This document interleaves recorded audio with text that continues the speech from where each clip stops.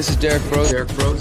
This is Derrick Broze of the Conscious Resistance. I'm here in Standing Rock. That man is wanted in 5 different countries: Chile, Argentina, Brazil. We've been fighting a long time.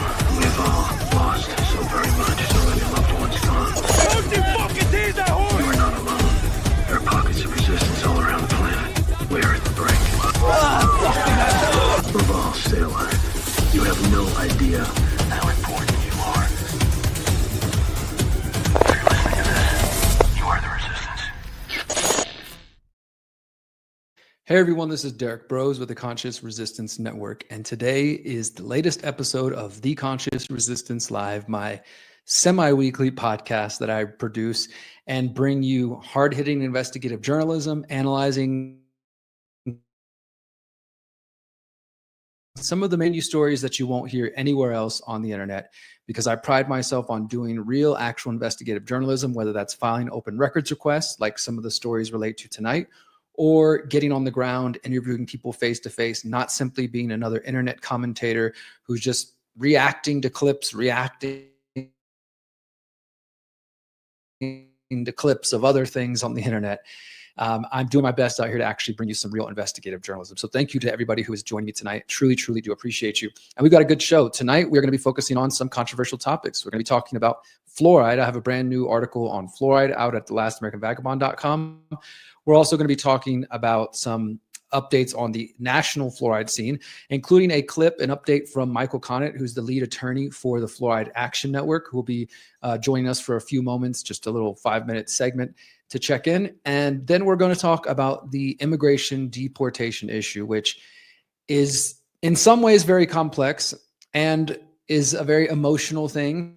I'll admit that I can get emotional and frustrated watching people support what I think is their own eventual enslavement.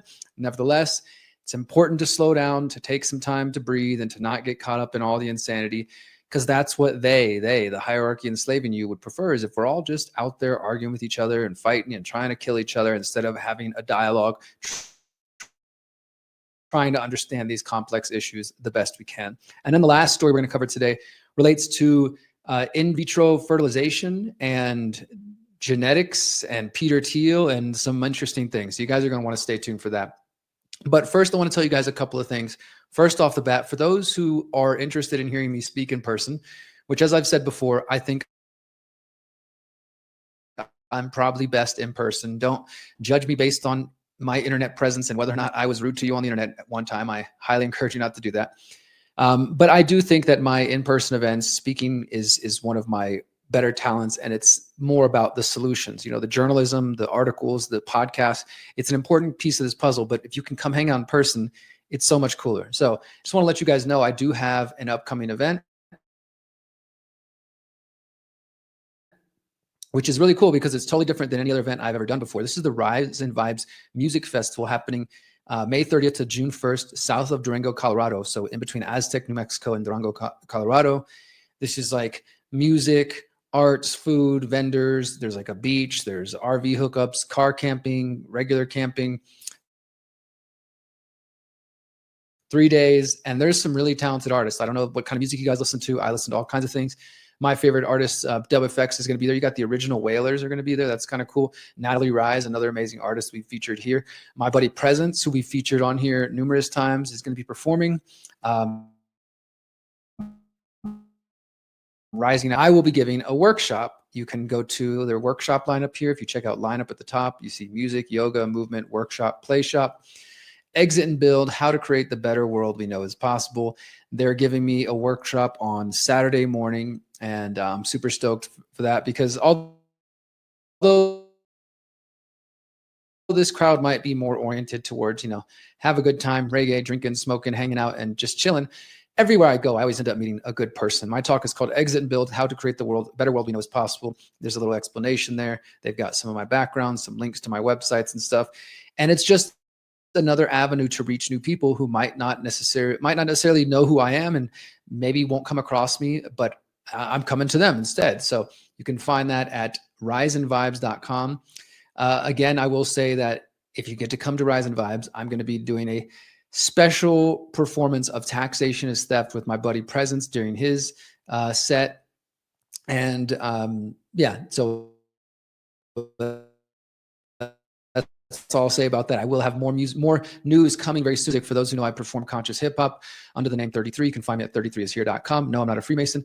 And I'm going to be doing this workshop, and I'm going to be performing some music, and I'll be doing a little mini tour of the Southwest and Northwest United States, 4 days. That really excited about that because I just love getting out there and talking to people and connecting to people in any way I can. So the other thing I want to share before we dive into today's, oh, by the way, if you want to go to Rising Vibes and you're going to buy a ticket, use code BROZE, and I think you get a discount or something like that. The other thing I want to mention is just today I interviewed David Knight, formerly of InfoWars, who I think has been one of the more consistent people. I consider him part of the Independent Media Alliance, and we're going to try to bring him into a panel very soon because he's one of the people who haven't lost their minds and fallen for Trump or fallen for Musk or fallen for RFK, or even just falling for true black pilling and just being negative and doomers and things like that, but instead is just reporting the honest, factual news, and he's a principled person. So I'm super excited about that. I probably won't release that till next week, but stay tuned for that. And in the meantime, I want to play you guys a very quick clip, just a little teaser to get you excited, because David and I touched on so many topics. We talked about his experience prior to getting into independent media, his experience at InfoWars, why he left InfoWars, his thoughts on Alex Jones. We talked about Israel. We talked about Zionism. We talked a little bit about his religious beliefs and about principles and why most people just give up their principles and have none. And yeah, a lot of other things. So you're going to enjoy this conversation. But let's go ahead and play this quick clip. Again, this is David Knight over at the David Knight, I think davidknight.news is his main website. And he does a daily show for like 2 or 3 hours breaking down the news. Great job, super measured, objective, not crazy and just, outrageous. Check this out real quick. Well, I had when I first got there, I had a lot of autonomy. I could basically cover anything I wanted. And if we didn't agree about something, we always disagreed. He and I disagreed about Elon Musk. He thought he had hung the moon, if not visited it already. So it was, we had a very different opinion about Musk in the early days. And then when Trump came in, everything changed. And, but I was basically free to do what I wanted to do. I wanted to cover the Bundy Ranch thing because I thought it was going to turn into another Waco or something like that if we didn't draw a lot of attention to it. And so I was, like I said, I didn't have to agree with him on things. As a matter of fact, he seemed to want to have people at that point in time that disagreed with him. But that all changed when Trump came on the scene and gave him an interview.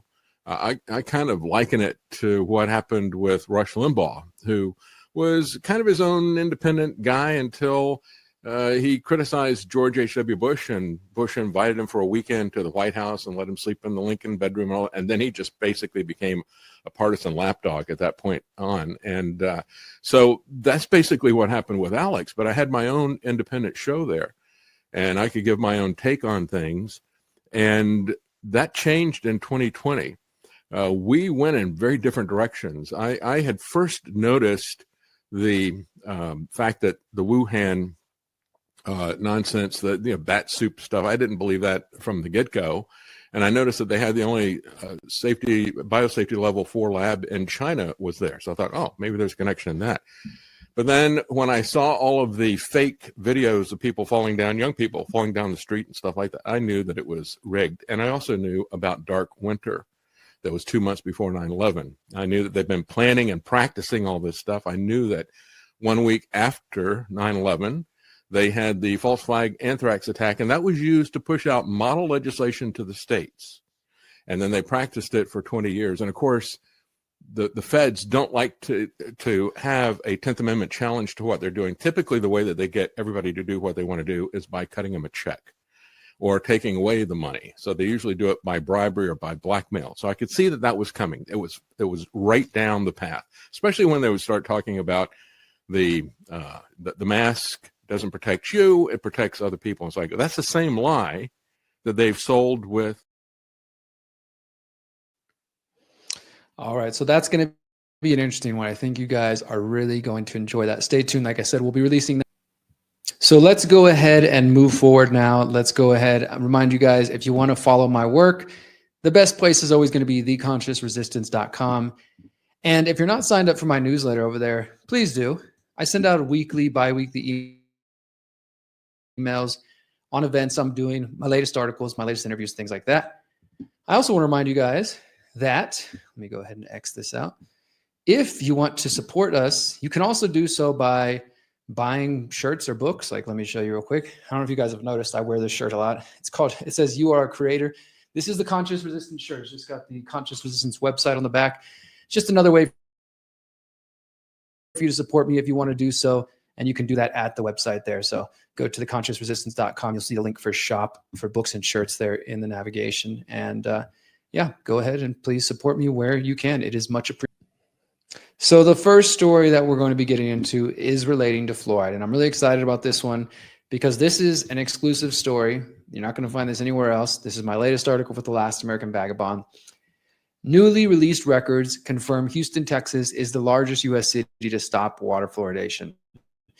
And that picture right there is a picture of some Houston, officials cleaning out the fluoride. You can kind of even see over here, it says fluorosilicic acid, a hydrofluorosilicic acid, which is also known as fluoride.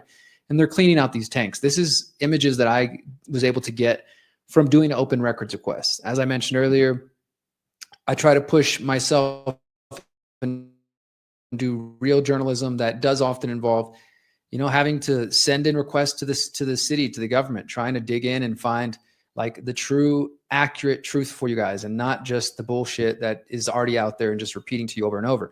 I want to find some important information that you might not see elsewhere. So let's go ahead and get into this one. All right. Newly released records confirm Houston is the largest U.S. city not to be fluoridated, which is kind of cool. You guys know that I'm originally from Houston, so this was, in my mind, kind of a victory for Houstonians.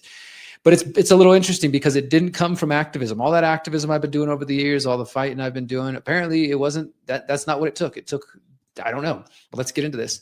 According to newly obtained emails between Houston officials and a confirmed statement from the Public Works Department, the city of Houston has not added fluoridation chemicals to the water supply since at least 2019. The reason for ending the water fluoridation program is currently unknown. Houstonians are still receiving low levels of naturally occurring fluoride from municipal water systems. And just to make that clear, for those who don't know, fluoride is a naturally occurring element. What they usually add to the water is not a naturally occurring element. It is hydrofluorosilicic acid, which is a byproduct of phosphate mining, aluminum mining, and that's a bit different. But yes, there is fluoride in some natural bodies of water, including in Texas. And so Houstonians are still being exposed to low levels of fluoride, but there is not any fluoridation chemicals being added to the water. So let's get a little deeper into this. Houston actually has about 2.5 million people in the city downtown area, in the actual city limits, with all of the different towns and cities and incorporated areas. You got about 7.5 million people in the greater Houston area. So quite a bit of people have been impacted by this lack of fluoride in the water. And there's never even been a notice of this. As I wrote here, the revelation that Houston has not been getting fluoride for the last 5 years makes it the largest U.S. city to end the practice of water fluoridation. But this has never been discussed publicly. This comes about because of a new batch of emails, which I had released to me and that I've been pouring through the last couple months. I might have mentioned this on some shows that I was working on this. And if you're curious, I link directly to the emails here. You can look up these people. You can see that they're real people. But in one email dated October 16, 2024, so just a few months back, Joni Sinach, who's the Senior Division Manager of Houston's Drinking Water Regulatory Compliance Program, states, City of Houston maintains the ability to feed fluoride at the surface and groundwater plants. However, due to the presence of naturally occurring levels within the service area, fluoride has not been actively fed into the system in the past 5 years. And this was coming in response to somebody who had reached out to them, like a local official from a different area of Houston who was asking about their fluoride program. And they said, actually, we haven't been added fluoride in 5 years.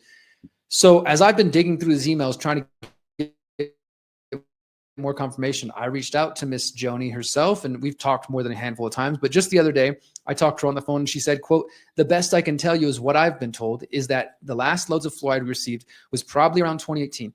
That means it may have been added 2018 to 2019, maybe. And she said she was not in her current position until 2021. She said, quote, I don't think it was a formal decision. Now, this gets a little bit convoluted as we go deeper, but that's kind of the first big headline is I've got confirmation from a city official in the Water Regulatory Compliance Program of Houston's Public Works, and her listed in an email back in October 2024 saying that there hadn't been fluoride in the water in at least 5 years. That would place it at October 2019 at minimum. Maybe even, that's about what it seems based on all the research I've done. Again, the interesting thing is the city has never actually acknowledged this. There's no public releases, press conference. There's no local media talking about this. I seem to be the first one to have discovered it. And it's a possibility that the fluoridation program was cut because Houston is like $330 million in debt, and like a lot of big cities. And so when I was running for mayor of Houston years ago, actually, this was one of my rallying cries and saying like, hey, if you want to save the city money, maybe we should stop adding this poison to the water that's costing $1 million a year. And, nobody really wanted to talk about it. The interesting thing is I ran for mayor in 2019 and 2023. And apparently both those times there was no more fluoride being added to the water, and nobody said a thing about it. I've been to city council since then, I think October 2024 actually, and there's no fluoride being added to the water. But not a single person said, hey, Derrick, by the way, we appreciate you coming and thanks for your concerns, but actually this is not a big deal anymore because we're not adding fluoride to the water. It's almost as if somebody didn't want there to be a public knowledge that there was no fluoride in the water. I started looking at all the different contracts, procurement contracts, and I found a $5 million contract for hydrofluorosilicic acid ending January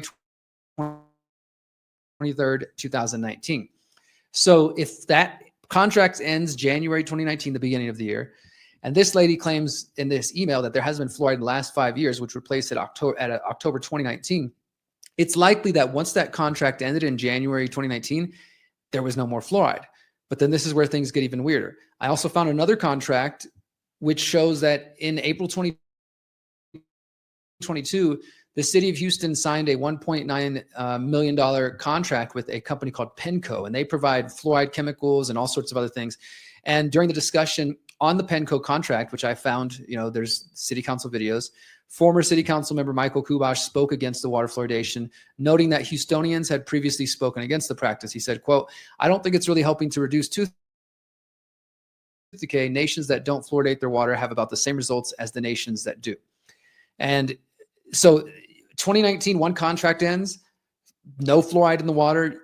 And then in 2022, they sign a new contract saying that that's for fluoride, for hydrofluorosilicic acid. That's specifically what it's for. Let's just go ahead and open this up and show you guys on the screen here.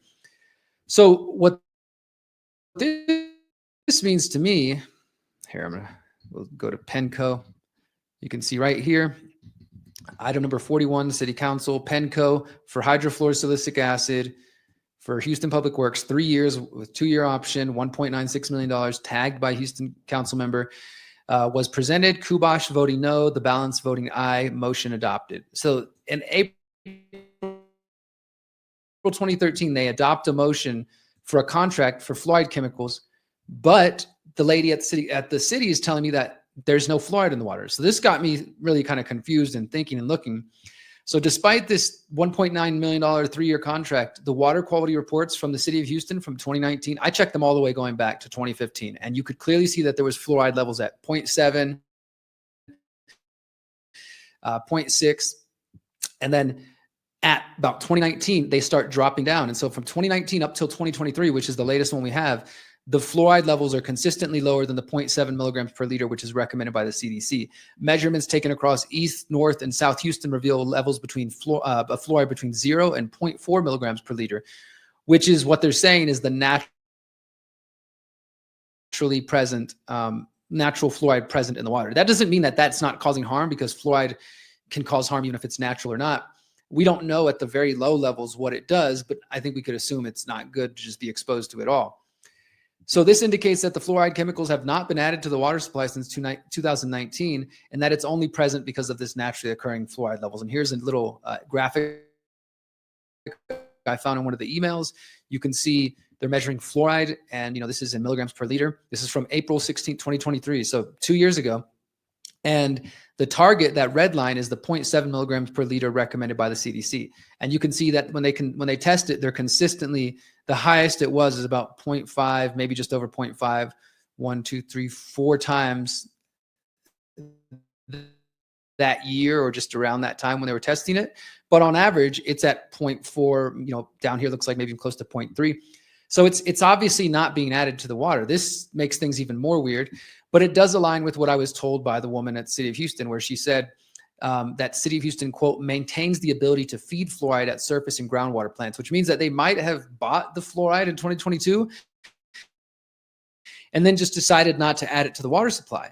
I also have a feeling that there could be something else going on, because I did file an open records request to the City of Houston asking for all contracts and information related to City of Houston contracts with Penco, the company that they bought the fluoride from in 2022.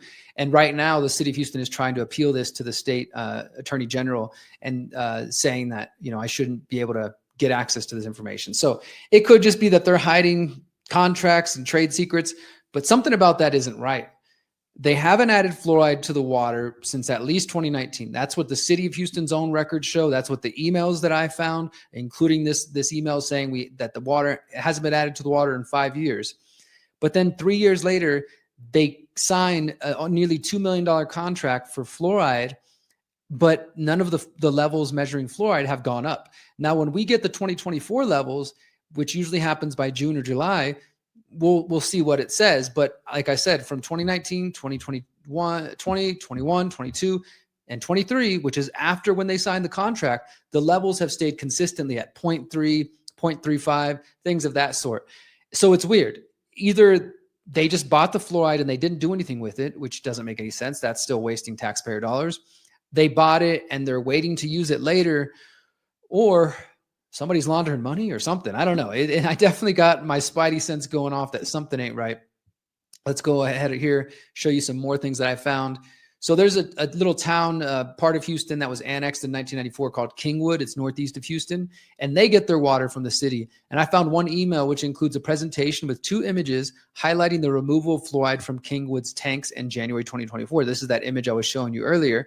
And this is just part of this PowerPoint presentation that they had at this image. Waste transports, Kingwood, fluoride and phosphate removal, January 2024, shows them loading the tanks into a truck. And then it right here says old fluoride and phosphate from Kingwood A, B, and C removed and tanks cleaned. Chemicals sent to U.S. Ecology in Robstown, Texas for proper disposal. And you can see these guys are wearing hazmat suits as they clean this stuff because it's toxic. So that was interesting. That's another confirmation that they are not adding fluoride in there because they're cleaning it out and getting rid of it. So I don't think they would be adding it to it.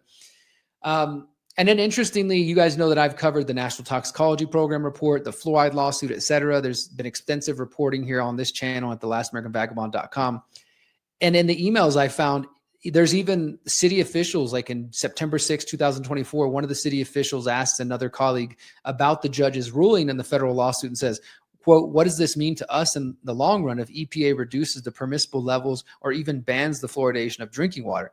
So in the background, while people like me are showing up to city council, the city is talking about this. They're very aware that this lawsuit's going on. Another email shows a resident of Houston speaking to someone, requesting to speak with somebody from the city regarding new, quote, high quality studies. This is just from a concerned Houstonian said, I had a question about water fluoridation process, particularly if it's still necessary now that the EPA released a report of high quality studies indicating that it's harmful to children and actually has no impact on health. I would love to speak to someone on the matter. As far as I could tell, they never spoke to anybody. Nobody ever got back to them, or they sent them the standard statement. Now, there's some more here in this article. If you guys want to learn more, I do encourage you to check it out because I found some interesting Houston history, actually, that Houston started fluoridating in 1980. There was an ordinance that passed. So that was 45 years ago. And that was at 1 part per million, which is definitely higher than what they're recommending now because they've realized over time that it's not helpful and it's bad for you. And I found this article in the Selma Times Journal from May 13th, 1979, discussing this battle going on in Houston, where as they were trying to push for water fluoridation, different Houstonians were upset and were trying to say, no, we don't want to do that. And so the city of Houston actually organized a 3-panel committee, including professors from University of Houston, Rice University, TSU. And the article says the committee reported that it found several possible adverse effects of fluoridated water. These adverse effects included skeletal fluorosis, fluoride allergies, difficulties for individuals suffering from kidney disease, and a reference to an increase in the growth of cancer cells in animals. And eventually, the city did pass this ordinance starting to fluoridate in 1980, and this led to a lawsuit from this group called Safe Water Foundation of Texas, which they eventually lost. But I did find those court records and everything like that. And it's just interesting to me because this is Houston's my hometown, and Houston's been fluoride free for 5 years. I've been fighting for that since 2012 at least, and apparently it just happened all on its own. Here's the article I was talking about in the Selma Times. Let me go ahead and see if I can show you guys this one. No, it's not showing me the clip. Well, this is the article. I'll share it. I'll link it to you guys later if you want to see it. But it's just interesting to me because this is, like I said, my hometown, something I've been fighting for. We're going to talk in a moment about the national issues of fluoride. And yeah, Houston is now the largest city in the United States not to have fluoride in the water. And it didn't happen necessarily through activism. It kind of just happened.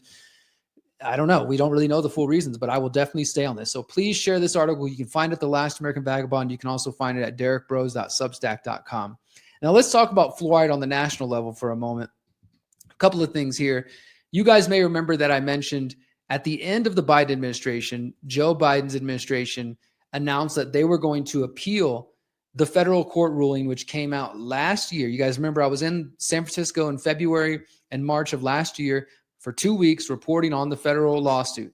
We waited all year for something to happen. And come September, they finally ruled, and the judge ruled in favor of the Fluoride Action Network, saying that the EPA must act because fluoride poses an unreasonable risk and we need to know more. And we were just like, okay, cool. That's awesome. What's going to happen? Are they going to appeal it? And at the last minute, the Biden administration did indeed appeal it. And then, of course, Biden's gone. Now Trump's in office and, Maha, RFK, all this kind of stuff. The question has been, are they going to appeal it too? Or are they going to say, you know what? We're going to overturn this EPA appeal and we're going to listen to the court and we're going to, start making some rules about fluoride, which obviously the most common sense thing to do is just to ban it outright. So now we have an update on that situation here. This is coming from Bloomberg Law. EPA allowed extra month to craft path forward on fluoride appeal. So the EPA under Donald Trump, they asked for an additional month to decide if they're going to appeal because their deadline to appeal was going to be this Friday, tomorrow. They were supposed to file if they were going to, go ahead and appeal. But a federal appeals court has given the EPA until mid-May now to file its opening brief, appealing a district court's ruling that fluoride in drinking water is so risky the agency must address health concerns in some way. This extension request was filed on Tuesday, which, as we're going to show in a moment, came right after the EPA was making some other big moves about fluoride. So it's kind of weird. On one hand, they're making announcements saying that they're going to start studying all the fluoride stuff again. They're going to look at everything they can, but then they're also asking for an extra 30 days to decide how they're going to handle this appeal.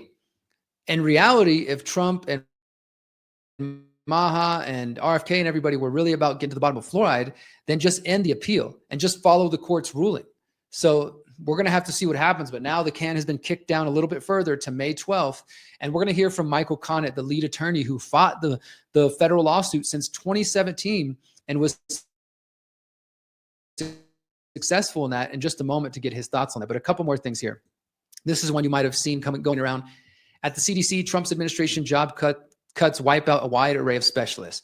Now, I'm not going to really cry about the CDC, losing some jobs. This is part of the whole effort to shrink the government. Some good, some bad. Some of the good I'll tell you about here is this: the oral health division. One CDC employee told Stat that their entire branch of HIV prevention has been eliminated. Well, whether or not you believe HIV is real, that's, good or bad thing. Another in the CDC's oral health division said virtually every employee has been eliminated. The oral health department promoted fluoride in water, which Trump and Kennedy have planned to ban nationally, allegedly. That is a good thing, my friends. The oral health division being kind of eliminated altogether, because let me go here now. Let me show you real quick at thelastamericanvagabond.com. If you go there and you find all of my articles about fluoride, especially if you followed during the fluoride lawsuit, you guys know that, like, for example, if you don't know this reporting, you need to go back and look at it because I did a lot of good reporting and you need to know about it. But there was emails that were released during the fluoride lawsuit, and I called them the fluoride emails. There was a lot of details that were released specifically showing that scientists from the CDC's oral health division, these are all my articles, 5 pages since 2020 of articles I've been writing for TLab.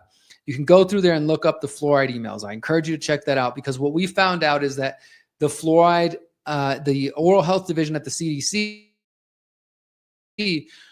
not only do they have an extensive connection with the American Dental Association, which is one of the biggest lobbyist groups for water fluoridation, they also were in these emails listed as trying to slow down the National Toxicology Program, trying to prevent these scientists from reaching their conclusions, which showed that fluoride is indeed a neurotoxin and is lowering IQ in children. So I think that's a good move. If RFK and then want to get rid of the oral health division, I'm not going to cry about that. I can't speak to all the other changes that were made.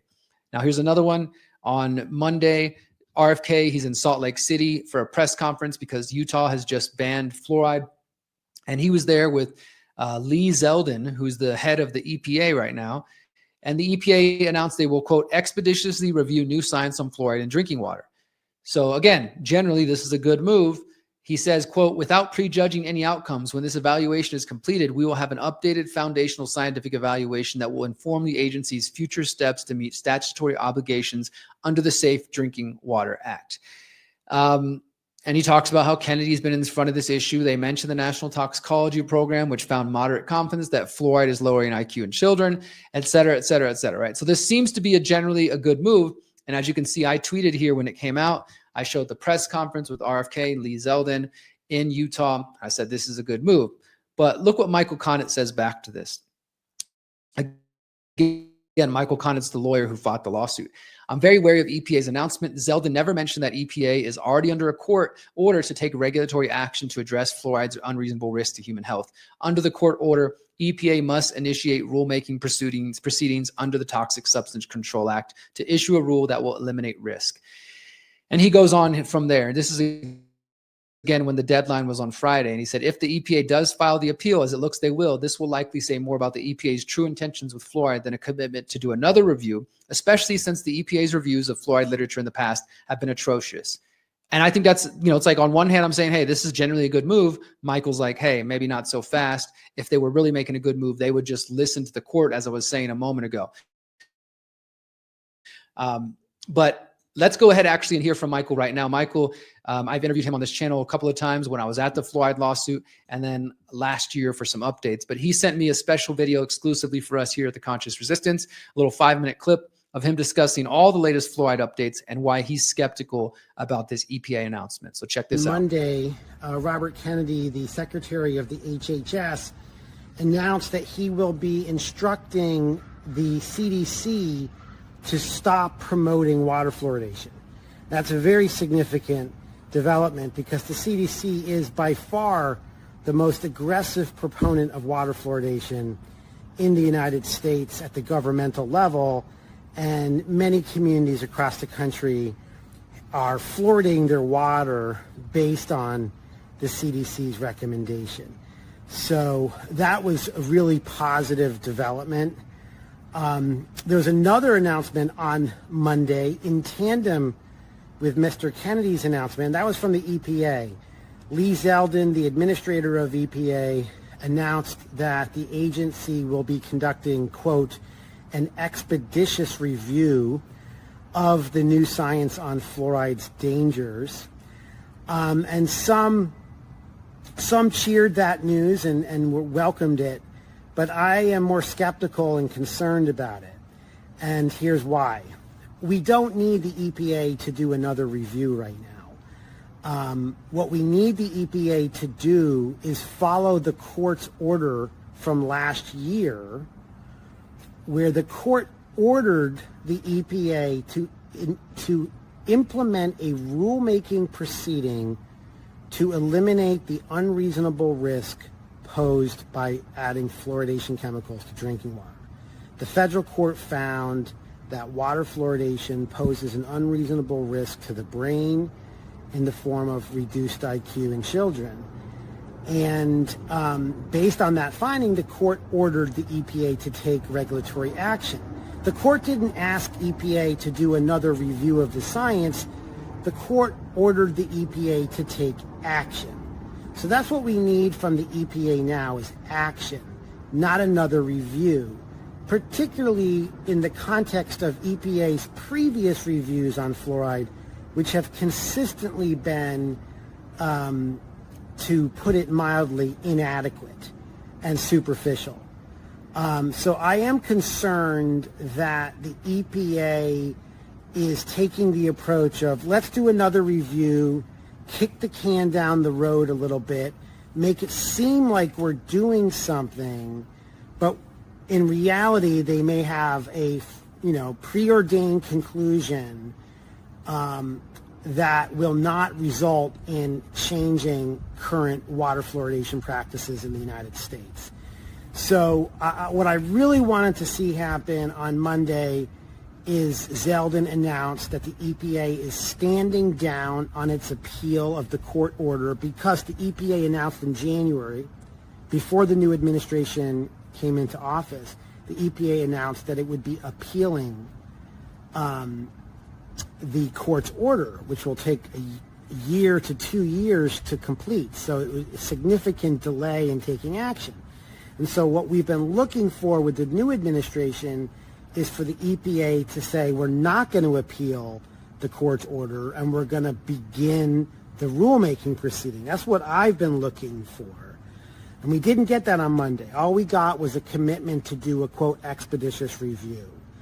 Now, one other development is yesterday, so on Tuesday, just a day after Zeldin announced that EPA will be doing this new review, EPA requested an extension of time to file their appeal of the court's order.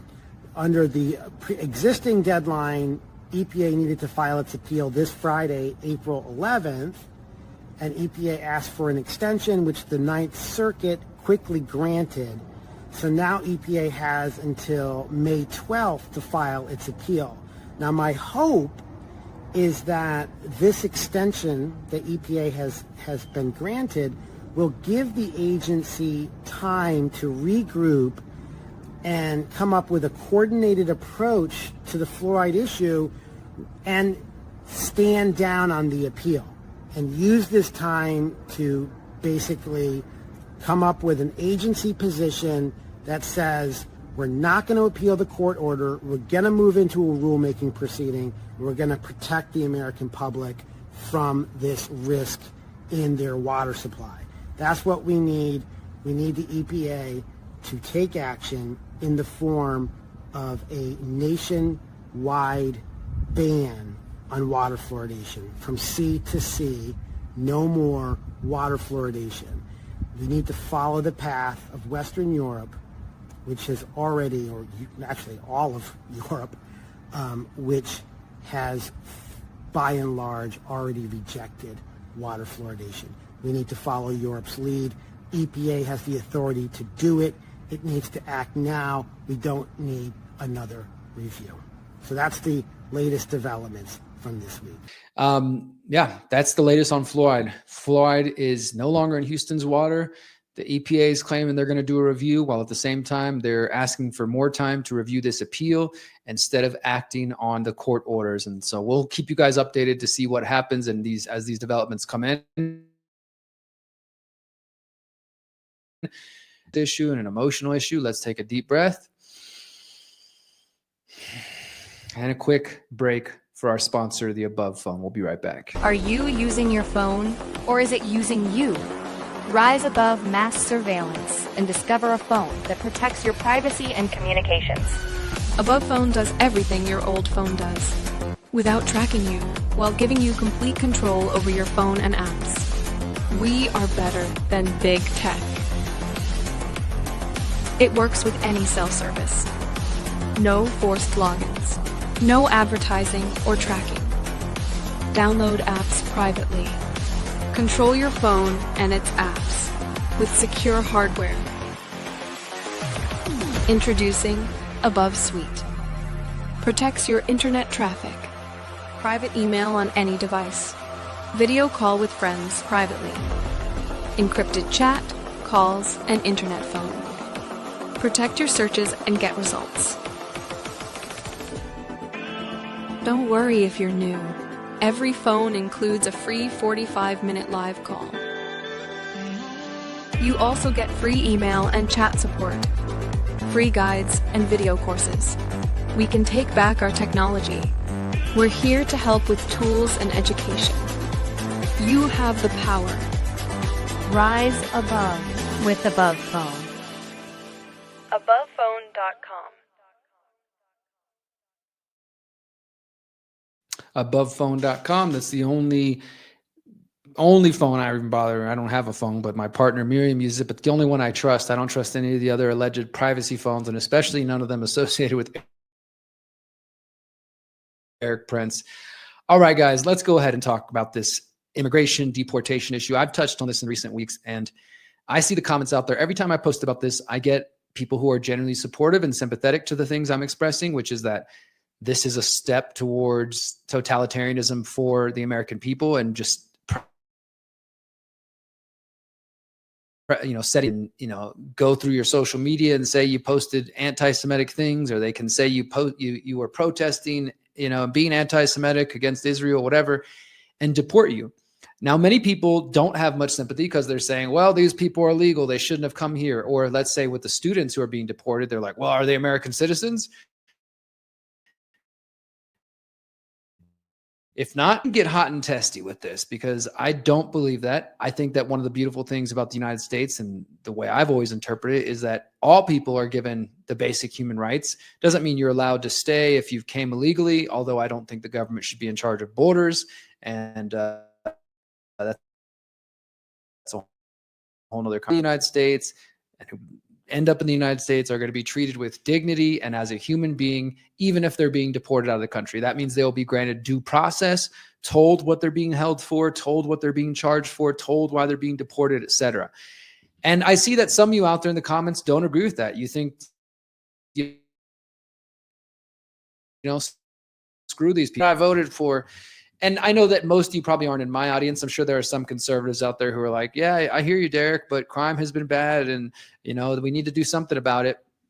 So I don't think there's too many hardcore Trumpers in my audience, but you pop up every now and then. And in case you are tuned in, I want you to really listen to some of these stories I'm going to go over. Because like I said, I know this is a complex topic. I know that it's an emotional topic. And when I'm in the comment section duking it out with people, and I see some of you saying these hateful things, yeah, it's very, very, very difficult for me not to see that and then want to punch back and want to say something hateful or ugly. Like lately, I've just been getting good at just banning people, not because I don't have an argument, because it's just not good for my mental health. So I've been reminding myself to just take a deep breath and recognize that some people on the other side, they probably are the same thing. They're probably like, why does this idiot not understand what I'm saying? Why can't he see how this is the greatest thing ever? Trump is delivering on promises, etc. But as we're about to go through, there have been some really problematic situations that have been unfolding. Students who are facing deportation. And we're going to start with this man from Maryland who has already been deported. He's in the El Salvador prison for gangs, despite not having been shown to have caused any crime, despite not having been adequately proven to be a gang member. And there are some weird things in there, right, where he was accused of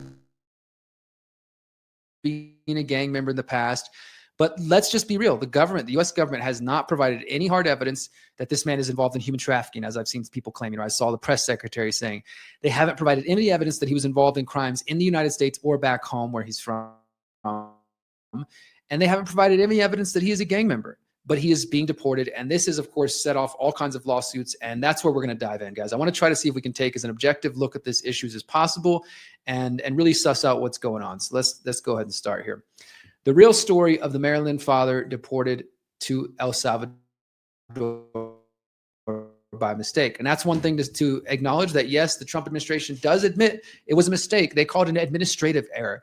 Now, I think that's kind of a messed up thing to say, because think about it. And this man's name is Kilmar Armando Abrego Garcia, who was here on a legal status. Yes, he was supposed to be deported at one point, but he proved to the U.S. government or to a judge, that he was in danger if he was sent out of the United States and back to El Salvador, and that he could face torture and violence and things of this sort. The U.S. government claims that he is an MS-13 gang member, although they haven't provided any evidence of that. And like I said, he doesn't have a criminal history. He's never been charged with a crime in the U.S., El Salvador, or anywhere else, which is kind of rare. If you're a gang member, you're out there doing gang stuff, you're usually going to get caught. You're going to have some kind of record. Doesn't mean he couldn't possibly still be a gang member, but I'm just saying there's no record of it, right? So here's where things get a little tricky, though. In 2019, during an immigration hearing, a judge issued a removal order, but added a clause saying that he could not be removed to El Salvador because there was enough evidence he could be persecuted if he returned. you should have deported him somewhere else because he was on this order saying he could be tortured. Instead, they sent him to El Salvador and into a violent prison known for other gang members. Now, people say, well, why is it that he was at risk? Allegedly, that's because he was involved in some different gang activity. Well, he tells the story, reading the court records. Nowhere in those court records does the government actually provide any evidence. They simply say that at one point an informant said that he was affiliated with a gang. They were never able to prove it. And like I said, they were going to deport him, but one judge put the order on hold saying, he can't go to El Salvador. And he did have appointments coming up. That's the other thing, is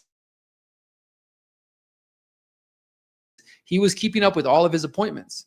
And here he is right here. You can see him being dragged in this video on the left with these masked men looking scary and crazy. And his family was able to identify him here because of the scars on his head and the tattoos on his arm. And look, yes, tattoos can be a sign of gang members. Baseball caps of certain kind can be, but also it can be complete bullshit. And the U.S. government has tried to say that he was wearing a Chicago Bulls hat in one picture and that meant he was a gang member, or that his tattoo had a crown on it and that means he was a gang member. And these things have happened. I've covered some weeks ago about a soccer player being deported, people who are not involved with any criminal activity. So I'm going to put all these in the show notes, and I just want you to look through them because I'm not going to read every single one of these articles. But again, he has a wife. He's got 2 children from a previous relationship. They had a child together. All 3 of the kids are special needs. He was arrested and detained in March 2019. Remember, that's what I was saying. Like, he got detained because he was hanging outside of a Home Depot. She said he was looking for work. And the police arrest him and some other guys, and they eventually do let them go. And you can see here, look, he's reported personal report record for Department of Homeland Security, Immigration, Order of Supervision, October 2020, October 2021, October 2023, January 2024. So he was meeting all of his appointments, October 2022 as well. He kept meeting. He wasn't running away. He wasn't hiding. This guy, by all intents and purposes, seems to very much be a person that was just living his life. And yes, he may have came illegally originally, but was trying to do his best, and he was waiting to see, what was going to happen to him. So a Department of Homeland Security spokesperson told Newsweek the judge found that he was MS-13 and then granted him protection from a rival gang. But his wife and his attorney say that there's no evidence evidence to support this unfounded allegation. The allegation to the MS-13 goes back to his initial arrest. Again, this is Maryland, March 2019. Dropped him off at Home Depot. He gets arrested. And she says, his wife says, I attended his bond hearing and was shocked when the government said he would stay detained because he's an MS-13 gang member. He is not. He's never been a gang member. Now, it could just be a wife protecting her husband, but I think she's never seen any evidence of that. He was denied bond because officials argued there was sufficient evidence to show he was a verified member of MS-13. So this is what the conservatives are seizing on and saying, see, look, they're saying there's plenty of evidence. His attorneys claimed, and ICE later confirmed, that the only verification of this alleged gang affiliation was a form filled out by the police department in Prince George County, which based his membership on the fact that he was, quote, wearing a Chicago Bulls hat and a hoodie, and that a confidential informant, you know how reliable those people are, advised that he was an active member of MS-13 with the Western Clique, a group based out of Long Island. And his lawyer at the time that it was so clear that they had absolutely no evidence that Kilmar was ever a gang member, yet they made us prove that he was not one. After the judge issued the removal order with the bar on deportation in El Salvador, he was released to be with his family. His wife testified that he continued to work supporting his family, and he secured an apprenticeship as recently as September 2024. And then he ends up getting pulled over. He ends up getting deported. And so there's a lot of different questions about whether or not it should have even happened. And, there's still no evidence. J.D. Vance has claimed he's a convicted MS-13 gang member with no legal right to be here. Again, there was no conviction anywhere on his record. There's this claim that he was a gang member by some informant that the police department had, but that's never been proven anywhere in a court of law. They've never found anything to really prove this allegation. Another one I'll include in the link here is just his attorney attorney for father deported in error says that what is happening is new, unique, and terrifying. I think you need to watch that. I'm not going to play a clip there, but all these will be in the show notes. This one is, I think, interesting because it's coming from the National Review, which is a conservative outlet, right? And so it's not some liberal rag saying open borders, free immigration. but the author's really trying to look at this situation objectively. And they go through all the pieces, some of which we just covered here, but there's a couple of things I want to mention here. Okay, here we go. The government has also cited the fact that Garcia was wearing a Chicago's Bulls hat when he was picked up. MS-13 had adopted the Bulls Devil Horns logo. Obviously, there are thousands of law-abiding Bulls fans out there, even in Maryland. The immigration judge said she was, quote, reluctant to give evidentiary weight to his clothing as an indication of gang affiliation, though she was convinced enough by the word of the confidential informant to deny his bond when he came before her in 2019. That's not the same as a judicial finding of evidence of gang membership, much less a criminal conviction. I thought that there was substance to the charge that he was in MS-13. So that is one interesting element, that the judge, she did deny his initial bond before they put the hold on deporting him. Given it was merely a bond hearing, his attorney was not entitled to cross-examine the officer who put forward the informant's account and who attested that the informant had a reliable record. That officer, it should be noted, was later suspended for reasons apparently unrelated to the case. That's interesting, right? So his attorneys didn't even get a chance to cross-examine the officer and say, well, what do you base this on, et cetera, et cetera. So none of that was ever done because it was just a bond hearing. It wasn't like an actual trial. Nothing in the Immigration Appeals Board's subsequent decision to block his deportation to El Salvador suggests that the authorities came to doubt his membership in the gang. That decision was based on the danger to Garcia of being returned to his country of origin.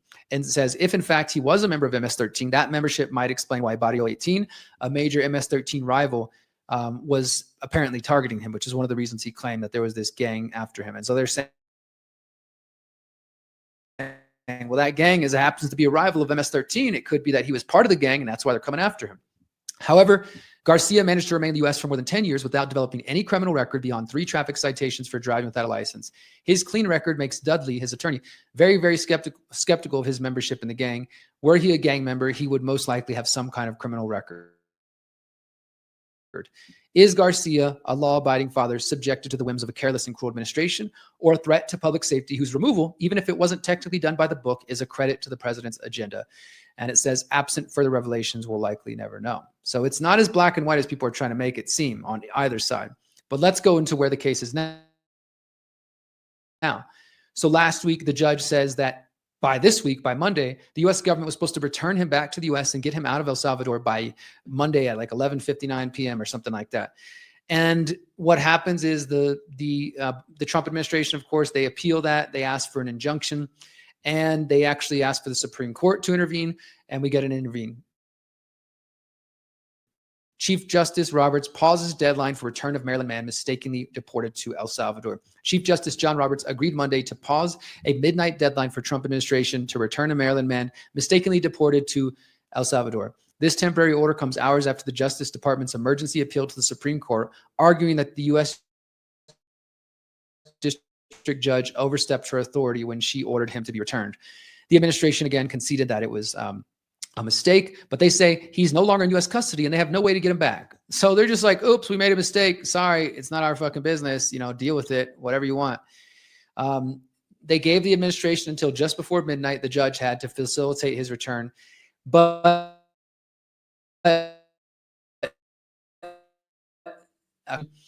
was unlawful, and they said this is a deluge of unlawful injunctions that are trying to slow down Trump's administration. Justice Department's appeal was directed to Roberts because he handles appeals from Maryland. The Trump administration is separately asking the Supreme Court to allow Trump to resume deportations of Venezuelan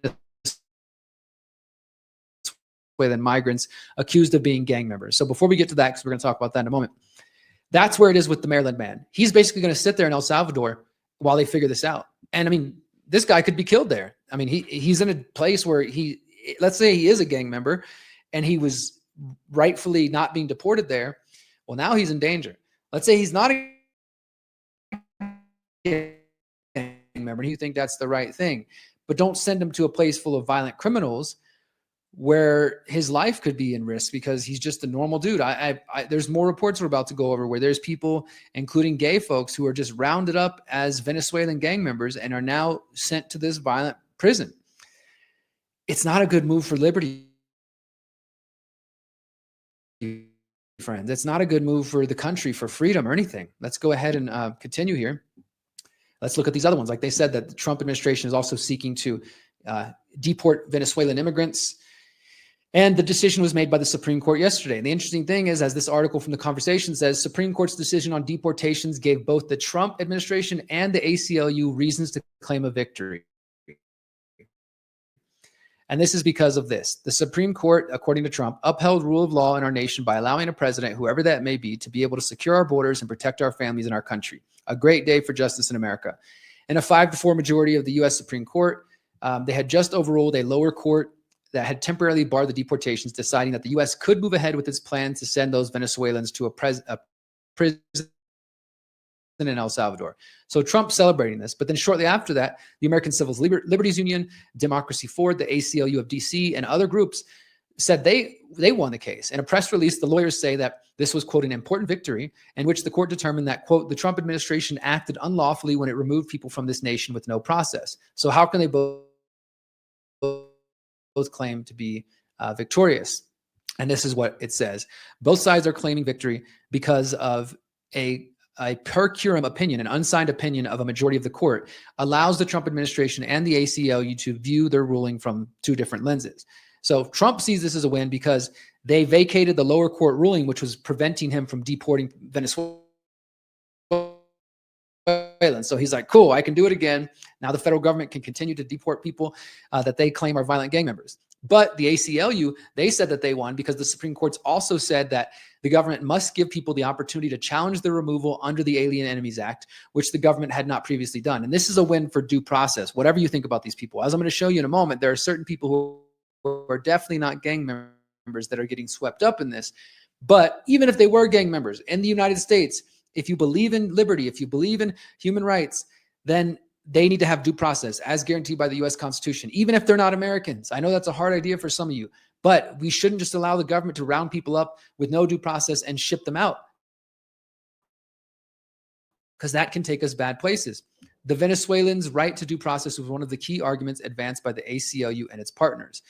So on April 9th, which is just yesterday, judges in New York and Texas agreed just 2 days after the Supreme Court's decision. So the Supreme Court says, fine, Trump, you can deport them, but you have to give them a hearing first. And then right after that, judges in New York and Texas basically confirmed that, temporarily halting the deportation of 5 Venezuelans until the government can clarify what type of notice it's going to give them and give to other people that it plans to deport. So eventually the Supreme Court will need to speak definitively about whether the Trump administration can actually use this Alien Enemies Act, which is just an insane act to be using, to deport those that it alleges are part of a foreign terrorist state organization. The court has not yet addressed that issue. This means the court will have to deal with some tricky questions down the road, but for the moment, they're avoiding all those things. And yeah, and so this argument, I think this person says that it's bad for non-citizens. We'll stay out of that for now. The point is, the Supreme Court, they handed Trump a victory on one hand, but then they also handed the people fighting for the immigrants a victory as well. And here's the update. Like I said, in Texas and in New York, judge blocks Trump from deporting immigrants without notice or a hearing. So this, I think, is a step in the right direction. A federal judge on Wednesday ordered that Trump administration must provide notice in a court hearing to immigrants the government seeks to deport under the Alien Enemies Act. Now, you're probably going to argue and say, well, Derrick, that's going to give the gang members a chance to get out of the country or to go hide. That could be so, but guess what? That's the cost of due process and of upholding certain standards that have been there in the United States. The reason that people want to come there is because of the good laws that used to exist that no longer seem to be there. So the U.S. District Judge said that told the government attorneys that there is a danger of imminent removal for non-citizen Venezuelans who are being detained by ICE throughout the country for suspicion of being gang members. They need to be protected. They need to be guaranteed a notice, guaranteed a hearing before they can be removed, she says. The judge granted a temporary restraining order that protects any prospective deportee, but it's only in the Southern District of New York, from being removed prior to receiving their due process. This order came in a case brought by the ACLU on behalf of 2 Venezuelans who are challenging the Trump administration's use of the Alien Enemies Act. Now, like I said, this was right after the U.S. Supreme Court ruling. So this is still going on, and it's not going to, I don't know where it's going to go, but I'm at least glad to see that for the moment, the courts seem to have succeeded in protecting due process. The ACLU attorney told the court yesterday, quote, whether or not you're a gang member, the Alien Enemies Act cannot be used under these circumstances. And he said that this is supposed to be used during active wars and, quote, not supposed to be used during peacetime against a gang. This is certainly not an invasion of U.S. territory. And I know some of you might have a different opinion on that. But the point is, for the moment, the courts are upholding due process. Now, of course, Trump and his team, they claim this is the deep state, leftist, activist judges that we need to get rid of. And, they're the problem. And that may be the case, but you need to realize there's activist judges on the left and the right. You got conservative judges, you got progressive judges, and of course they're going to fight for their team. But in this case, this person is actually doing something good and maintaining due process, which is important. Now we got a couple more here. The U.S. sent 238 migrants to Salvadorian mega prison. Documents indicate most have no apparent criminal record. This is from CBS News. It was just published the other day. This is from 60 Minutes. I actually am going to recommend you guys watch this. This is like a 13-minute report, I think.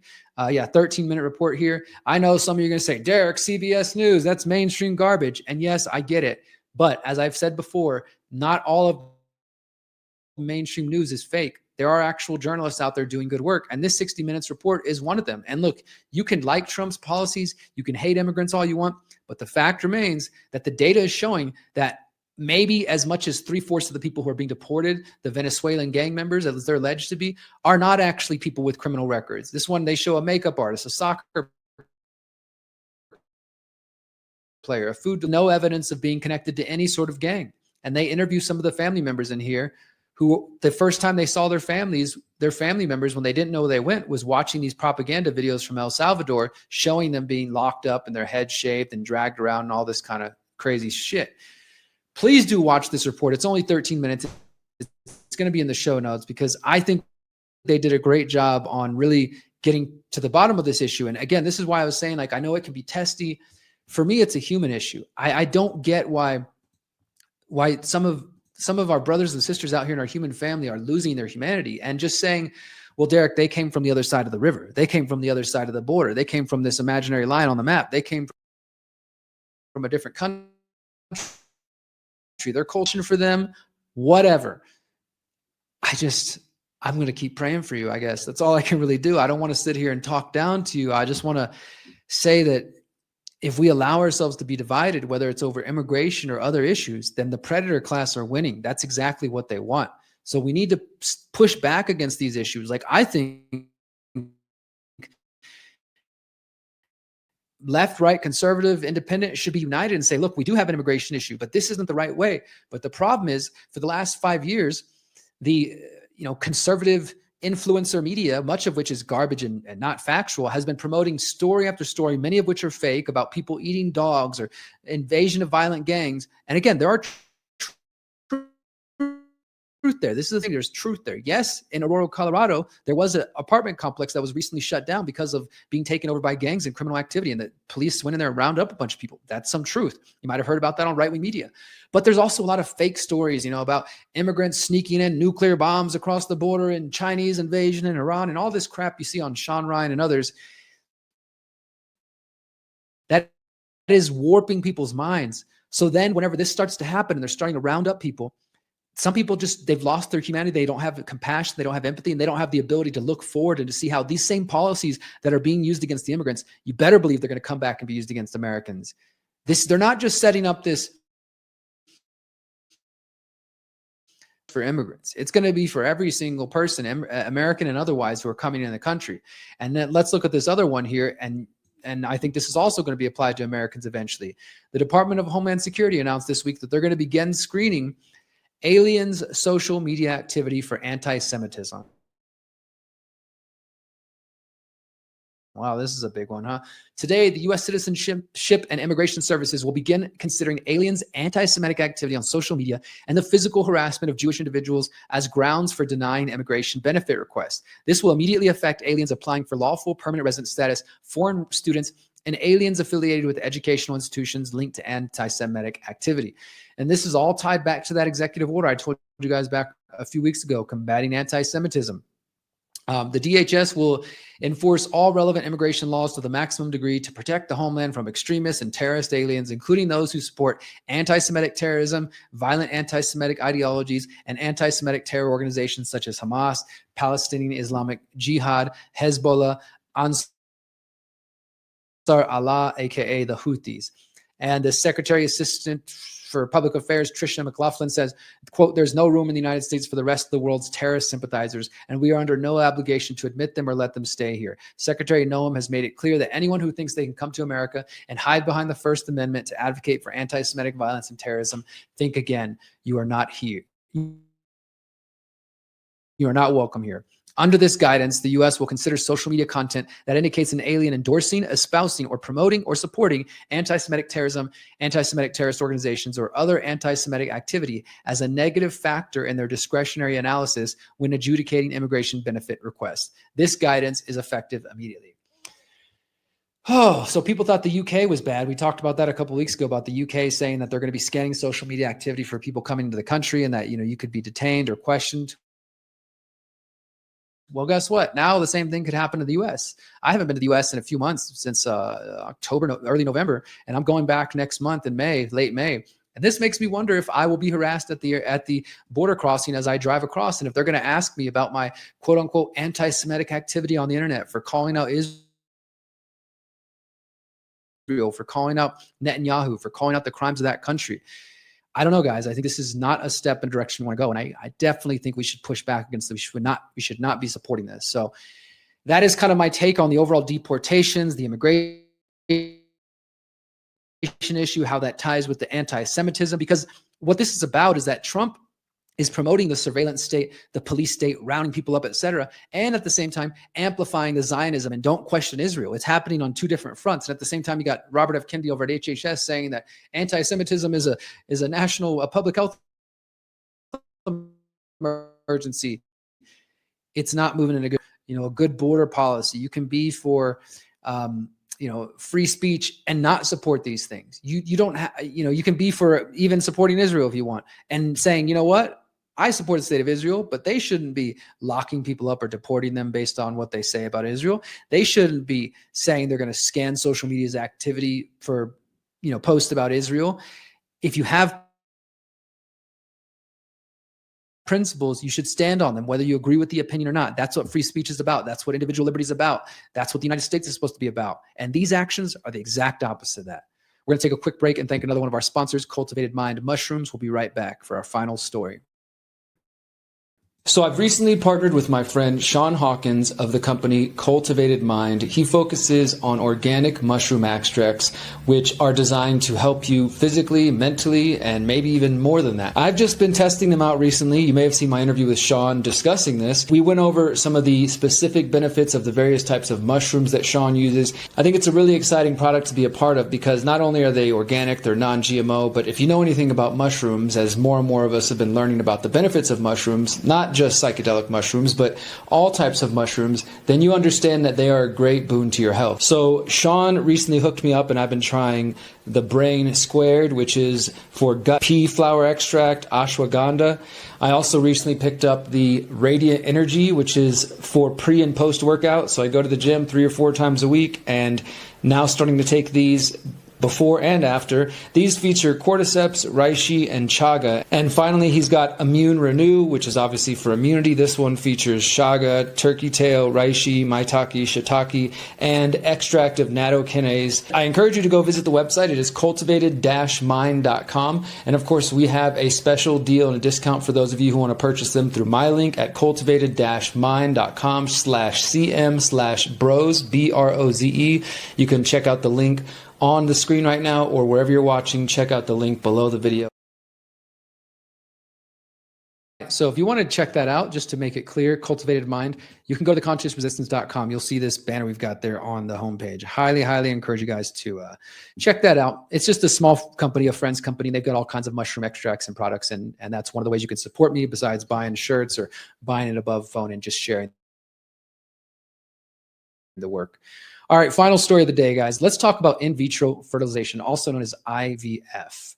Now, I want to make it clear right from the beginning, I'm not an expert on this topic. I'm not attempting to attack anybody who does IVF. In fact, I'd love to hear from you in the comments what your thoughts are, because I know that this typically involves people who are having trouble having babies, so they have to go through this process.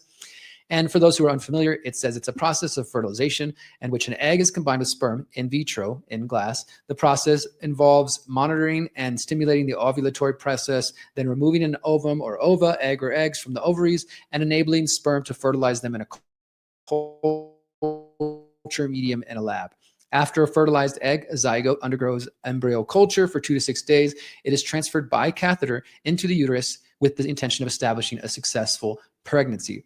This is a type of assisted reproductive technology used to treat infertility, enable gestational surrogacy, and in combination pre-implementation genetic testing. And it's also one of the ways that, like, you know, men are having babies and all kinds of other stuff. It gets into a whole other thing.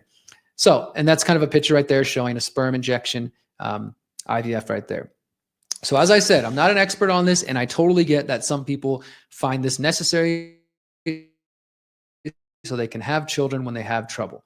But these next stories are a little disturbing here. This one is coming again from the National Review. Somebody sent this to me, and of course it's got Peter Thiel's name on it. Eugenics gets a modern facelift with investment from Peter Thiel.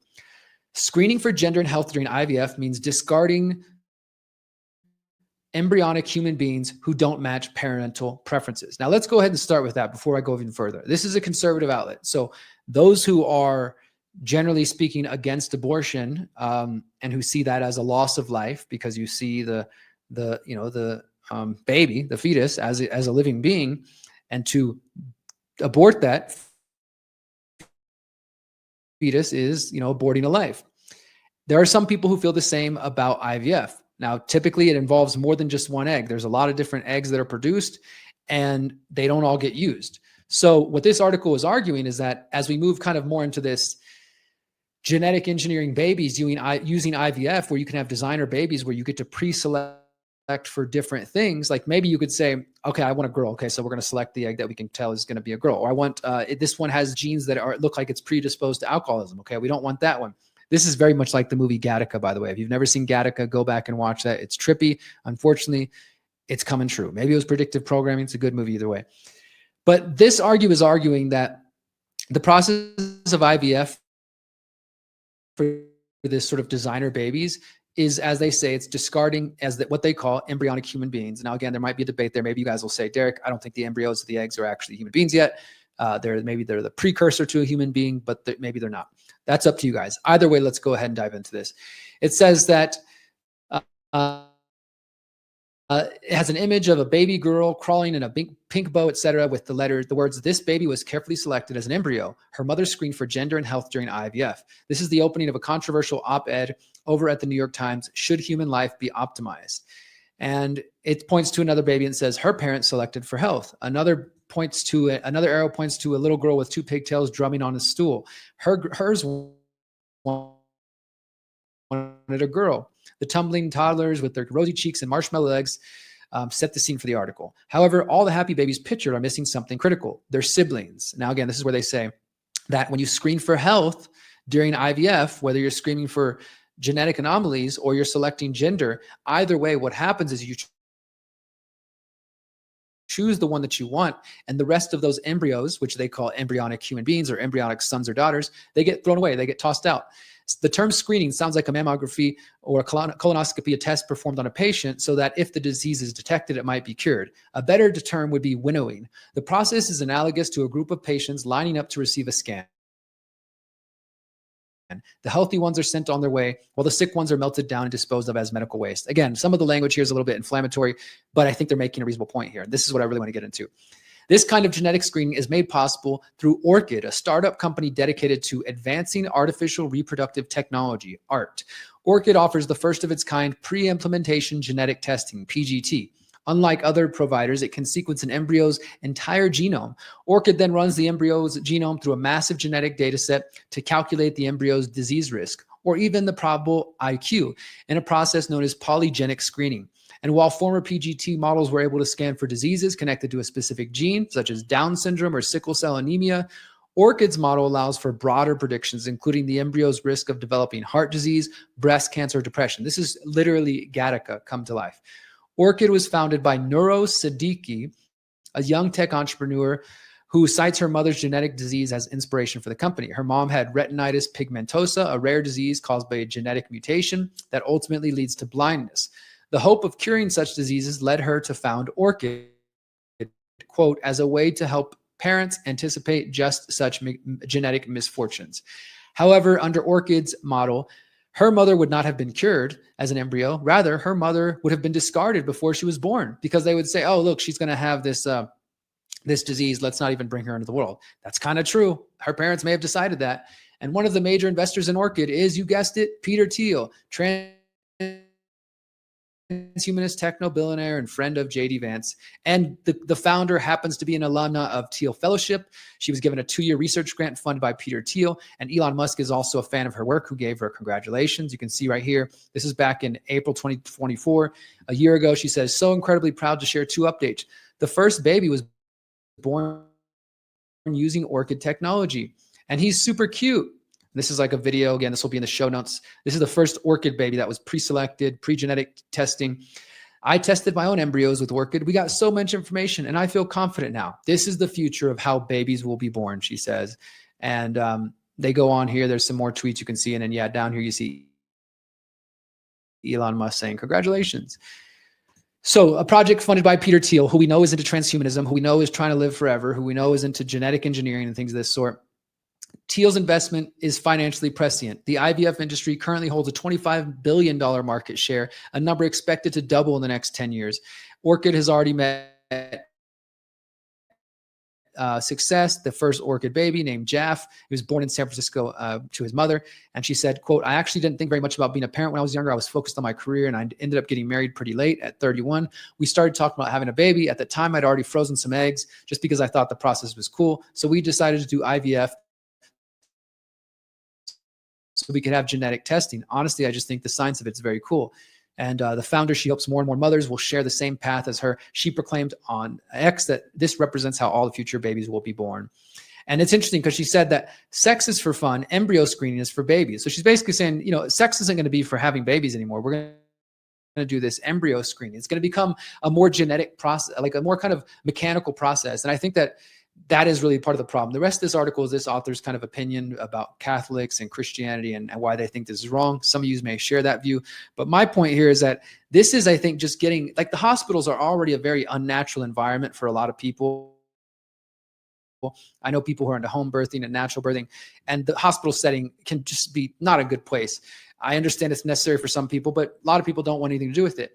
Now you're saying that there's not even going to be sex anymore, which is going to, like, so there's not going to be any love, like the physical, emotional, and spiritual energy put in between the unity of male and female coming together to create a baby. I think that's a big problem. Now, somebody who's thinking from a purely material worldview would say, well, Derrick, they're still going to take the man's sperm, they're going to take the woman's egg, and they're going to implant it, and then whatever. But I mean, I don't know. It just feels like devoid of love. And you know, you could argue, is there any difference between a baby born through IVF? I'm not saying the parents aren't capable of loving them just as well as anybody who's having sex to have a baby. I'm not saying that before you attack me in the comments. But I do think this is a step towards making us, you know, having kids more and more mechanical and less human. And we know that this ties into some bigger agendas. The reason they were calling that eugenics is because of the idea that, well, we're going to select for the good babies and we're going to toss the rest out. I guess that all depends on whether or not you think that embryos qualify as a human being yet. Some people would say yes. Some people would say no. That's all up to you. I'm not going to decide that for you.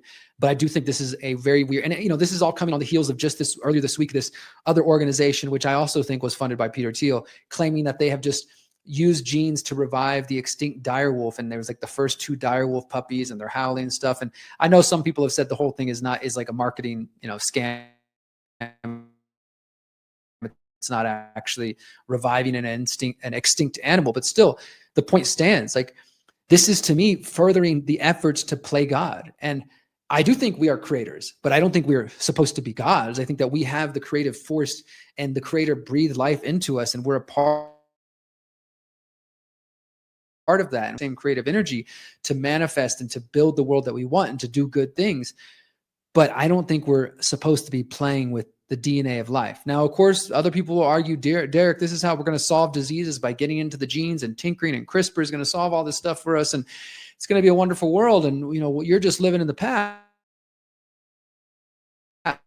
I guess so, but it does scare the shit out of me, to say the least. So yeah, what do you guys think about it? I would love to hear your thoughts in the comments, and on this issue, on the immigration issue, on fluoride. No fluoride in Houston's water. So happy I found out about that.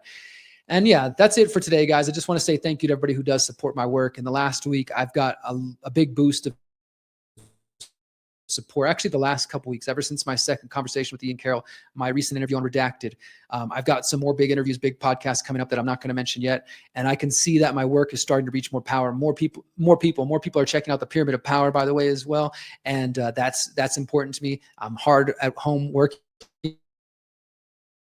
on that, like trying to finish it. But I truly couldn't do this without you guys. So thank you to everybody who does support me, whether you support me monetarily through Buy Me a Coffee or Substack or otherwise, or through crypto, or just you share my work, you thumbs up, you comment. I read all the comments. I look at all the notifications. I'm grateful for you. You guys give me the energy to keep going. You make me feel like I'm not some crazy dude just screaming at a camera, and that maybe people are actually listening, and more importantly, that maybe people are actually applying the solutions that I promote, like the exit and build strategy. Of course, go to theconsciousresistance.com/EXB to learn more about the exit and build strategy. And again, my website is theconsciousresistance.com. Find me over there, sign up for our newsletter, bookmark us there. We're going to end with another music video. This week, we're going to play Energy Ball. I played it on last week's show. I'm going to play it again because it's a good vibe. It's a good jam. This is from Sister Sahida Absara, who is the wife of Dub FX, who I'm going to be performing with very soon at Rise and Vibes Festival. And I'm so stoked. I hope you guys will enjoy this. Go out there, enjoy the sunshine if you got some. Hug your loved ones. Let's regain our humanity and not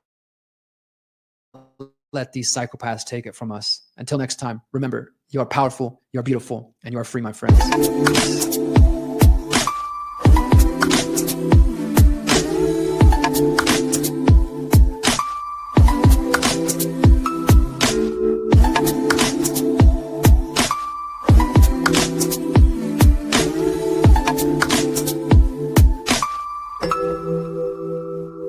Sometimes you're given all the facts, so you never get it back. And you can't put your finger on it, the flow is out of whack. You're feeling kinda strange in the funky interchange. Feel a little insecure, was it something that you said? You feel depleted, defeated, the garden isn't weeded. Feel there's something missing, so you give it what is needed. Some water, some juice, a little fertilizer. Lively up the conversation, little appetizer. It's the energy ball, the energy ball, the energy ball, the energy ball. If you're passing it on, I'll be passing it back. I'll be sharing all the energy and holding it all. It's the energy ball, the energy ball, the energy ball, the energy ball. If you're passing it on, I'll be passing it back. I'll be sharing all the energy and holding it all. Not all people are your people, fly like an eagle. Rise above the power, play your royal and your regal. Get a bird's eye view over mountains and valleys. Use your third IQ through the streets and the alleys. You'll be alright with your hindsight, delight in hindsight. Pull back your shoulders so your heart can shine bright. Just stay open, stay kind. In your heart and your mind, watch the energy ball, the energy ball, the energy ball, the energy ball. If you're passing it on, I'll be passing it back. Sharing all the energy, your heart in it all. Thank you, I take the energy ball and have a ball with it. I share the glow cause you know I want us all lifted. Rise up with my sis, yes, that's a gift. Feeling safe with my brothers, enough to share, that's a gift. Let the energy uplift, dissolve and assist. On a mission well equipped to raise consciousness. Pure energy and frequency, yes, the vibe's lit. Phase shift in my spaceship with a plot twist. But the energy's steady even when the fog thick. Jedi mind tricks in the mist, hard and full effect. Take the ball, what's next? Live and direct when my energy is focused with the love and intent. See what happens with the full sand. All in, concentrate the energy and visualize the wind. Grounded in an essence, firmly rooted deep within. All in, see what happens, full sand. Don't give away your power, finding love in the wrong places. Acceptance isn't necessary, but loving yourself is. It's revolutionary. Don't give away your power, finding love in the wrong places. Acceptance isn't necessary, loving yourself is. Don't give away your power, finding love in the wrong places. Acceptance isn't necessary, but loving yourself is revolutionary. Don't give away your power, finding love in the wrong places. Acceptance isn't necessary, but loving yourself is revolutionary.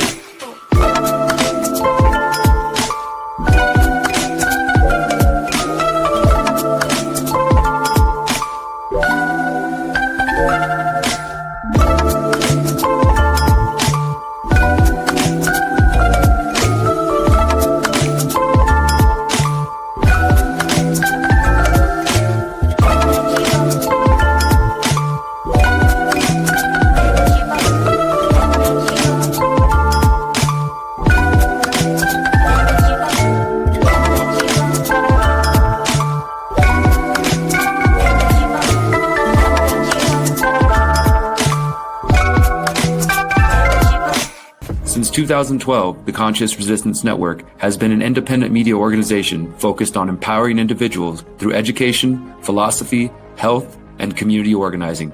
We work to create a world where corporate and state power do not rule over the lives of free human beings. Our motto is leading by example and helping others in their pursuit of freedom. Visit theconsciousresistance.com to find our articles, documentaries, interviews, podcasts, books, and more. Remember, you are powerful, you are beautiful, and you are free.